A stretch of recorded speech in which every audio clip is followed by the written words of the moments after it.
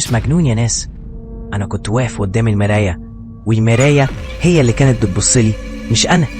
والله العظيم مش أنا اللي كنت بتحرك. صحيت من النوم ولقيت هدومي متعلقة بره على الحبل، بس أنا ما طلعتش فوق السطوح من أسبوع. هدومي اللي كانت فوق كانت مبلولة مية مع إني ما غسلتهاش، والأغرب كانت بتنقط دم مش مية. أنا واقف فوق كنت حاسس إني مش لوحدي، بس لما بصيت ورايا ما كانش في حد، لحد ما سمعت الخشبة بتاعت السقف بتهتز وبطء. شفت ظل ماشي على ايديه ورجليه، وشه مش باين وصوابع رجله بتسحب الهدوم المبلولة.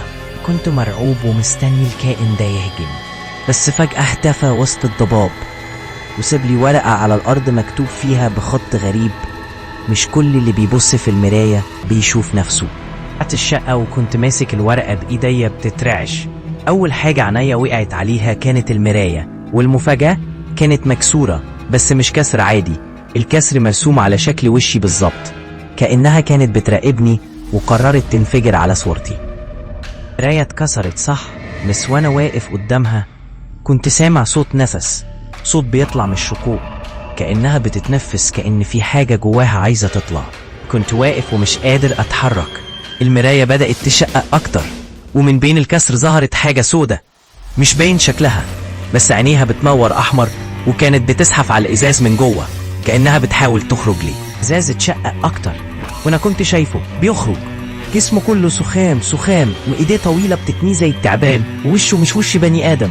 أنا مش قادر أتنفس. ليه كانت بتسحب وراها صوت زي صوت الحديد على البلاط، وكل خطوة بيقربها مني الحيطان بتتكسر والهوا بيبقى أتقل، وأنا واقف مكاني كأني مربوط بسلاسل، مش قادر حتى أرمش. الملامس كبيرة، حسيت إن عقلي بيتفتح زي باب قديم، وكل الأصوات اللي سمعتها طول حياتي رجعت مرة واحدة، بس المرة دي كانت بتضحك تحت عيني بعد اللمسة، وكنت شايف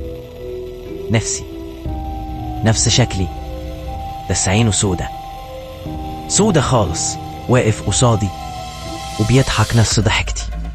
أنا مش ميت، بس أنا كمان مش عايش. أنا صوت بيتردد في دماغ مش بتاعتي، شايف كل حاجة، حاسس بكل حاجة، بس مش قادر أصرخ، مش قادر ألمس، مش قادر حتى أغمض عيني. واللي خد جسمي بيعيش مكاني، بينام مكاني، وبيتكلم بصوتي.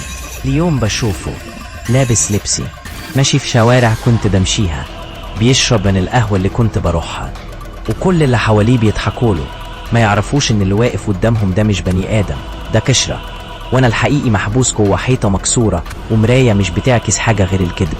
كل اللي حصل